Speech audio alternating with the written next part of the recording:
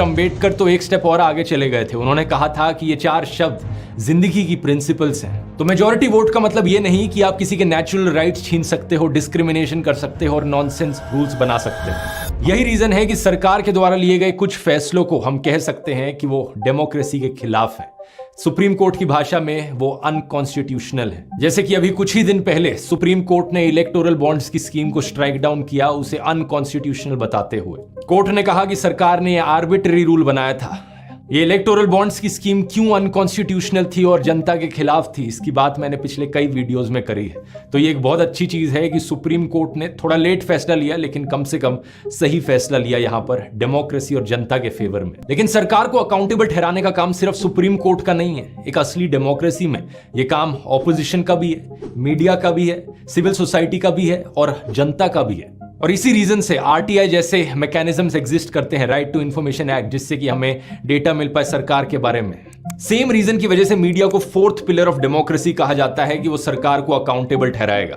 लेकिन आज के दिन की हालत क्या है? टिल डेट प्रधानमंत्री मोदी ने 0 प्रेस कॉन्फ्रेंसेस करी हैं जहां पर अनस्क्रिप्टेड सवाल उनसे पूछे गए हों। अकाउंटेबिलिटी बिल्कुल 0 है। प्रेस कॉन्फ्रेंस तो छोड़ो, एक अनस्क्रिप्टेड सवाल तक सुनने की हिम्मत नहीं है उनमें। जब मनमोहन सिंह जी प्रधानमंत्री थे, उन्होंने कम से कम 117 बार प्रेस कॉन्फ्रेंसेस करी थी या प्रेस को एड्रेस किया था। हमारे देश में जब आखिरी बारी प्रॉपर प्रेस कॉन्फ्रेंस करी गई थी प्रधानमंत्री के द्वारा, उस दिन को 10 साल से ज्यादा हो चुके हैं। उस आखिरी प्रेस कॉन्फ्रेंस में 62 अनस्क्रिप्टेड क्वेश्चंस पूछे गए थे प्रधानमंत्री मनमोहन सिंह से और 100 से ज्यादा जर्नलिस्ट मौजूद थे।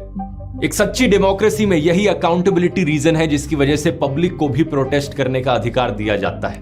अगर हमारे देश के द्वारा चुने गए मैनेजर्स आरटीआई के सामने अकाउंटेबिलिटी में इंटरेस्टेड नहीं है, मीडिया के सामने अकाउंटेबिलिटी नहीं दे सकते, तो जनता के सामने तो उन्हें अकाउंटेबिलिटी देनी पड़ेगी। इसका एक पॉजिटिव एग्जांपल हाल ही में यूपी में देखने को मिला, जब उत्तर प्रदेश की सरकार ने एक बड़ा ही अजीबोगरीब अनडेमोक्रेटिक रूल बनाया। उन्होंने कहा कि कोचिंग सेंटर्स के लिए गाइडलाइंस हैं कि वो लड़कियों के लिए क्लासेस रात के 8 बजे के बाद ना कंडक्ट करें। अगर वो करेंगे तो उनके खिलाफ एक्शन लिया जाएगा। और सरकार ने अपनी तरफ से क्या जस्टिफिकेशन दिया? ये लड़कियों की सेफ्टी के लिए किया जा रहा है। लेकिन क्या इस बात में कोई सेंस है? लड़कियों को जिनसे खतरा है उनको कंट्रोल करने की बजाय आप लड़कियों को पिंजरों में डाल रहे हो। बहुत सी सोशल एक्टिविटी ने इसके खिलाफ प्रोटेस्ट किया, इन रूल्स के खिलाफ, और प्रोटेस्ट के बाद यूपी गवर्नमेंट ने इस बैन को वापस भी ले लिया। ये छोटा सा इंसिडेंट दिखाता है कि जनता की क्या ताकत है एक डेमोक्रेसी में। लेकिन अगर लोगों से प्रोटेस्ट करने का अधिकार ही छीन लिया जाए तो? हाल ही में जब किसान दोबारा से उतरे सड़कों पर प्रोटेस्ट करने के लिए, तो सरकार ने नोकीली कीलों के साथ उनका स्वागत किया। कुछ जगहों पर सड़कों की खुदाई कर दी गई, सड़कों को कंप्लीटली ब्लॉक करने के लिए। फिर किसानों के ऊपर रबर बुलेट्स चलाई गई, उनके ऊपर टीयर गैस फेंकी गई, वो भी ड्रोन्स का इस्तेमाल करके, मानो ये कोई वॉर जोन हो। जो फोटोज थी बॉर्डर की क्रॉसिंग की, ऐसा लग रहा था कि देश का ये बॉर्डर हो चाइना के साथ। वहां भी इस तरीके से इंतजाम नहीं किए होते। और खबरों में अब रिपोर्ट किया जा रहा है कि कम से कम 3 किसान अंधे हो गए पुलिस के द्वारा चलाई गई इन रबर बुलेट्स की वजह से। इस प्रोटेस्ट के पीछे क्या कारण है, किसानों की क्या मांगे हैं, इसकी बात एक सेपरेट वीडियो में करेंगे।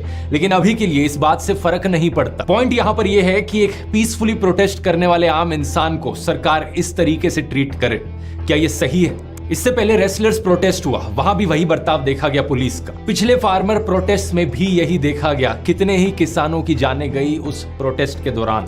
2021 के इस आर्टिकल के अनुसार कम से कम 600 किसान मारे गए थे उन पिछले फार्मर्स प्रोटेस्ट में। और ये तो वो प्रोटेस्ट है जिनकी बात आपको खबरों में थोड़ी सुनने को मिल जाती है, क्योंकि एक लिमिट से ज्यादा बड़े हो गए हैं प्रोटेस्ट। इसके अलावा जो ज्यादातर प्रोटेस्ट देखने को मिले हैं पिछले सालों में, उनकी तो कभी खबरों में बात तक ही नहीं करी गई।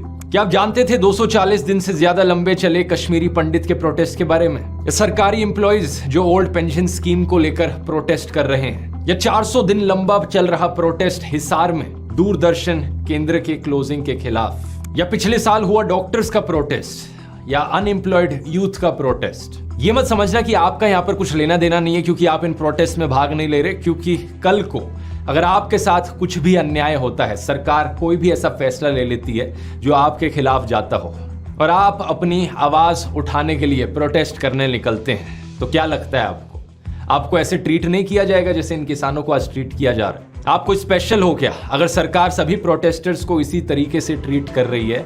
तो आपको कोई स्पेशल प्रिविलेज नहीं मिलेगी। अब ये सवाल जो मैंने आपसे वीडियो के शुरू में पूछा था, मैं दोबारा पूछना चाहूंगा क्या डेमोक्रेसी आज के दिन देश में अभी भी जिंदा है क्या? आपका जवाब इसको लेकर कुछ भी हो, लेकिन एक चीज तो पक्की है,